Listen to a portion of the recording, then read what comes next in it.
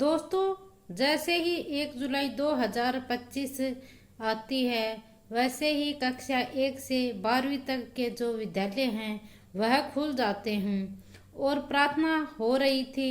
Principal साहब थे, वह बच्चों को बता रहे थे कि हमें किस तरह ध्यान देना चाहिए, कैसे पढ़ाई करनी चाहिए।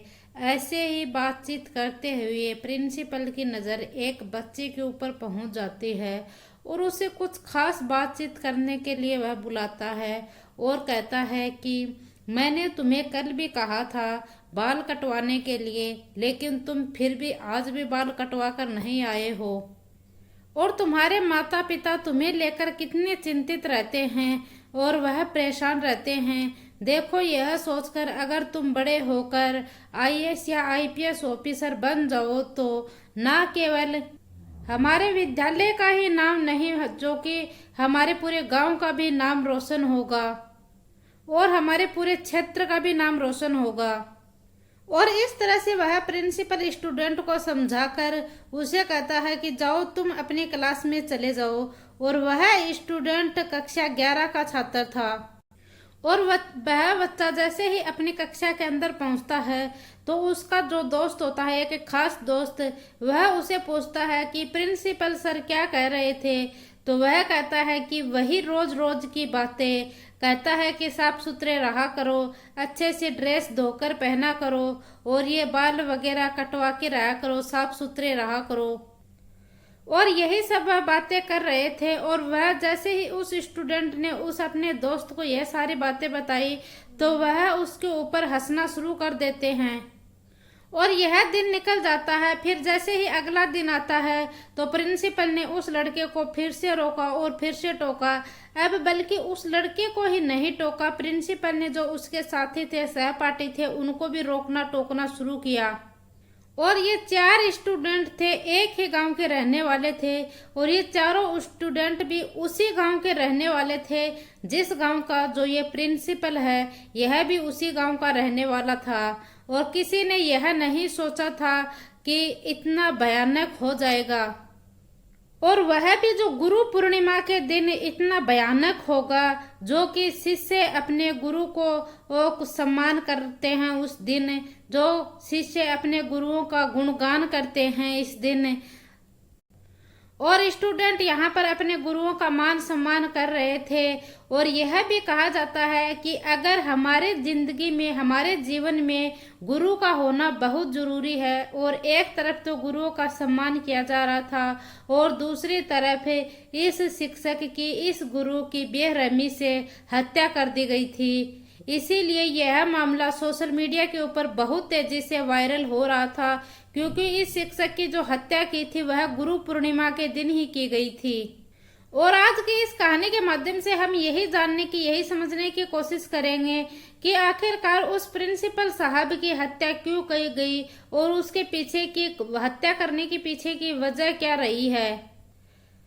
नमस्कार, राधे राधे, जय श्री कृष्णा। दोस्तों, मैं पूजा आज जो आपको सच्ची घटना सुनाने जा रही हूँ, यह सच्ची घटना है हरियाणा प्रदेश की और हरियाणा प्रदेश का ही एक जिला है हिसार, और हिसार का ही यह घटना है। और हिसार जिले का ही एक थाना लगता है बास, और बास थाने क्षेत्र का ही एक गांव लगता है बहादुर शाहपुर।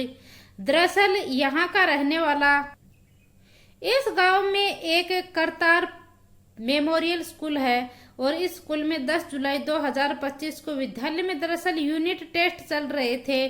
तो उस यूनिट टेस्ट का जब शुरू हुआ था तो प्रिंसिपल हो या बाकी और कोई शिक्षक हो, वह वक्त से पहले स्कूल में आ जाया करते थे और ये समय से पहले विद्यालय में आकर देखते थे कि सब कुछ सही तो चल रहा है, पूरी व्यवस्था को देखकर संभाल कर रखते थे। और जैसे ही 10 बजे का होता था तो यह यूनिट टेस्ट था, यह शुरू हो जाते थे। इसी बीच जब सुबह 10 बजे आसपास का समय था और गुरु पूर्णिमा का ये दिन था और 10 जुलाई 2025 की यह बात है। दरअसल 2 स्टूडेंट प्रिंसिपल के ऑफिस के बाहर खड़े हुए हैं। वह प्रिंसिपल को डांटते हुए, गालियां देते हुए कहते हैं कि ओ प्रिंसिपल, जरा तो अपनी ऑफिस से बाहर तो निकल। और जैसे ही प्रिंसिपल बाहर निकल कर आता है और यह सब कुछ बोल रहे थे तो प्रिंसिपल के कानों तक यह बात सुन जाती है, उसे पहुंच जाती है। वो प्रिंसिपल सोचता है कि यह कैसे लोग हैं, कौन है जो इतनी अभद्दी बातें बोल रहा है। और जैसे ही प्रिंसिपल अपने ऑफिस से बाहर आकर देखता है तो देखता है कि दो स्टूडेंट खड़े हुए हैं, जिसमें से एक स्टूडेंट तो 12वीं क्लास का छात्र है और एक स्टूडेंट 11वीं क्लास का छात्र है।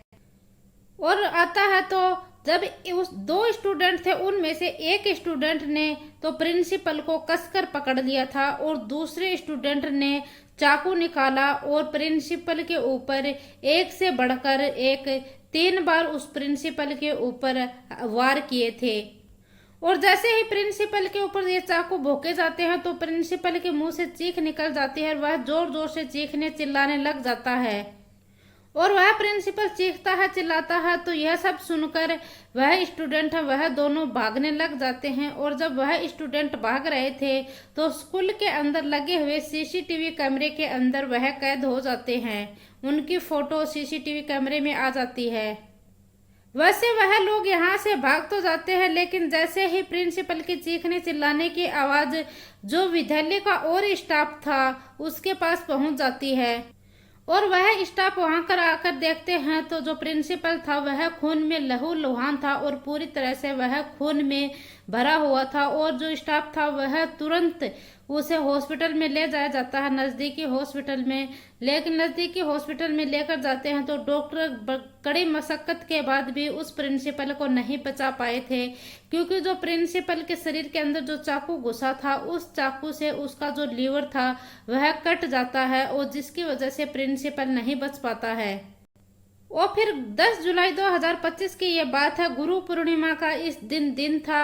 और जब स्टूडेंट अपने शिक्षकों के मान सम्मान की बात कर रहे थे, बता रहे थे कि हम अपने शिक्षकों की बदौलत हम इस मुकाम के ऊपर पहुंचे हैं, फिर यह वीडियो वायरल होती है कि गुरु पूर्णिमा के दिन 2 स्टूडेंटों ने अपने ही स्कूल के प्रिंसिपल के ऊपर कैसे चाकू से ताबड़तोड़ वार किया। और वाकई में यह घटना बहुत ही दुखदायक घटना है, बहुत ही भयानक घटना है और जैसे ही एक परेशान कर देने वाली घटना है। जैसे ही इस घटना की सूचना पुलिस को मिलती है, पुलिस मौके पर पहुंचती है और पुलिस इसकी जांच पड़ताल में जुट जाती है। फिर पता करती है कि यह स्टूडेंट कौन थे, कहाँ के थे और तमाम तरह के पुलिस के सामने सवाल थे। वह स्टूडेंट क्यों भागे थे और कहाँ भागे हैं, तमाम तरह के पुलिस के सामने यह सवाल थे। और पुलिस इन सभी सवालों का जो आंसर था वह उन छात्रों से लेना चाहती थी। और इसी बीच जब पुलिस थी इन छात्रों को खोजने की कोशिश कर रही थी, तभी आखिरकार 2 घंटे बाद इंस्टाग्राम पर एक वीडियो थी वह बहुत तेजी से वायरल हो जाती है।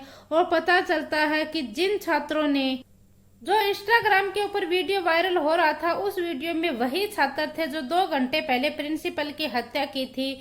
और यह बोल रहे थे कि जो प्रिंसिपल जगवीर सिंह है उसकी तो हमने हत्या कर दी है, अब तुम्हारे बेटे की बारी है, या तो तुम 10 लाख रुपए का इंतजाम कर दो, नहीं अब तुम्हारा बेटा भी मारा जाएगा, जैसे कि यह प्रिंसिपल जगवीर मारा गया है।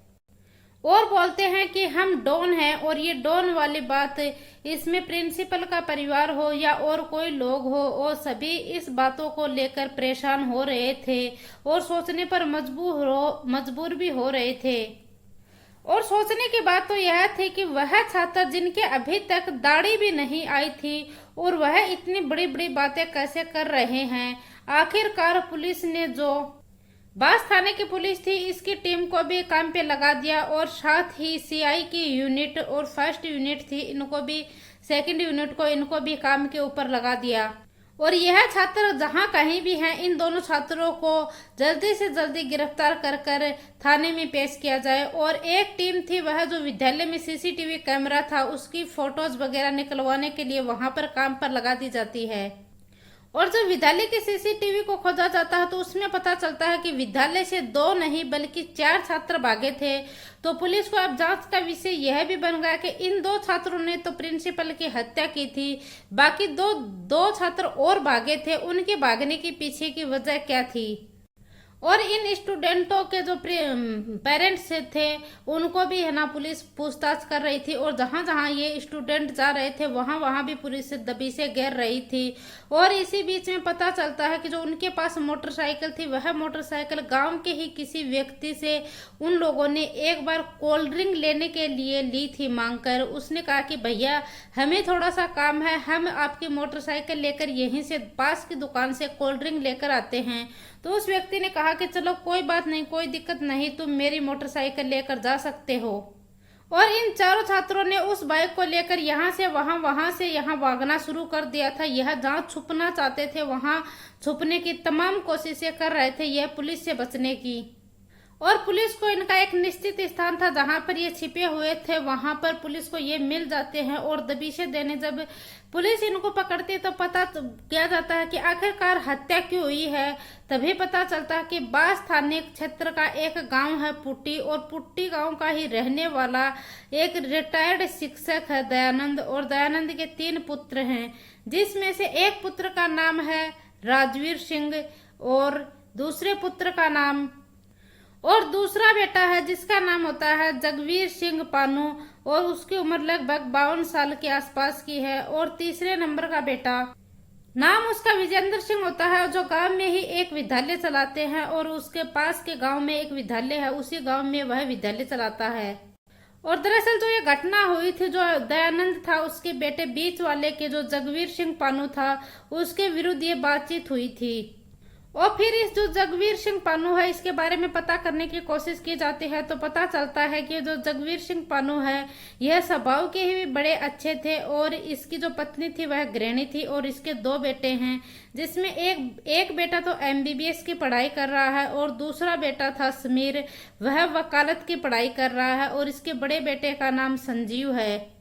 और बताया जाता है कि इसका 2 साल पहले ही इस विद्यालय में जो करतार मेमोरियल विद्यालय है, इस विद्यालय ने लीज के बाद लिया था। और लीज पर लेने के बाद इस विद्यालय को यही संभाल रहे थे, क्योंकि कक्षा 1 से 12वीं तक का विद्यालय था। और इस विद्यालय में ज्यादा से ज्यादा स्टूडेंट इसलिए आए, बड़ी ईमानदारी से यह अपनी स्कूल चलाया करता था, और यह कोई भी स्टूडेंट हो उसे सिर्फ एक ही बात कहा करता था कि बेटा तुम बड़े अच्छे से रहो, बड़े अच्छे से पढ़ाई करो, अगर तुमने बड़ी अच्छे से पढ़ाई की तो तुम एक दिन IPS IAS ऑफिसर बनोगे और लोग तुम्हारी इज्जत करेंगे। और 4 स्टूडेंट ऐसे थे जिसमें से 3 तो 11वीं क्लास में पढ़ रहे थे और एक 12वीं क्लास में पढ़ रहे थे, और इत्तेफाक यह था कि वह उसी के गांव के रहने वाले थे। ये प्रिंसिपल भी उसी गांव का था। उन चारों बच्चों के जो माता पिता भाई बहन सभी को यह अच्छी तरह से जानते थे, और प्रिंसिपल को जब उसके माता पिता या भाई बहन मिलते थे तो वह भी कहते थे कि प्रिंसिपल साहब हमारे बच्चों पर थोड़ा सा ज्यादा ध्यान देना, क्योंकि वह आप भी हमारे गांव के हैं, बच्चे भी आपके गांव के हैं, आपके ही बच्चे समझकर उन पर थोड़ा सा ज्यादा ध्यान देना, ताकि बच्चे भी वह सक्सेस हो जाएं और कुछ अपने भविष्य में बन जाएं। और प्रिंसिपल का तो भी एक नैतिक जिम्मेदारी थी कि वह अपने बच्चों को, अपने स्टूडेंटों को अच्छी शिक्षा दे, और ताकि वह आगे चलकर भविष्य में कुछ अच्छी जॉब मिले और वह अच्छा कुछ सीखे। और जैसे ही 1 जुलाई 2025 को स्कूल ओपन हुए थे, स्कूल खुले थे, तो उस समय ये सभी विद्यालय को प्रार्थना के अंदर ही यह सभी जो विद्यार्थी थे उन सभी को सूचना दे रहे थे कि हमें कैसे रहना चाहिए, हमें कैसे साफ सुथरा रहना चाहिए, कैसे पढ़ाई करनी चाहिए, कैसे आगे बढ़ना चाहिए, और किताबों के बारे में बताया जा रहा था। ऐसे ही वह प्रिंसिपल बच्चों को एक नैतिक संदेश दे रहा था, और यह सब बातें वह स्टूडेंटों से संदेश देने की कोशिश कर रहा था। इसी बीच जो प्रिंसिपल है उसकी नज़र अपने ही गांव के एक स्टूडेंट थे उसके ऊपर पड़ती है, और उसके साथ साथ उसके 3 स्टूडेंट और भी थे, जिसमें 3 तो 11वीं क्लास के थे और एक 12वीं क्लास का छात्र था।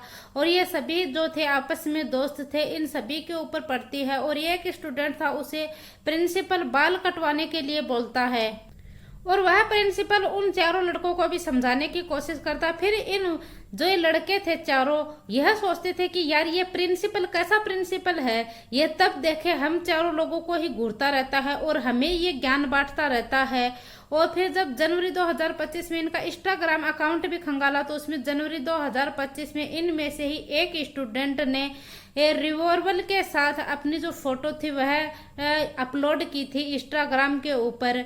और इन लोगों को जो प्रिंसिपल ने कही वह बात इन चारों स्टूडेंटों को बहुत ही खराब लगी। और आखिरकार जो ये चारों स्टूडेंट थे यह पुलिस की हिरासत में आ गए और इनका नाम वगैरह देना तो पुलिस ने उचित नहीं समझा, क्योंकि यह जो स्टूडेंट थे यह चारों के चारों ही नाबालिग हैं और यह सुप्रीम कोर्ट की ही गाइडलाइन है कि जो नाबालिग है उनका हम नाम नहीं, ये सोशल मीडिया के ऊपर नाम नहीं ले सकते।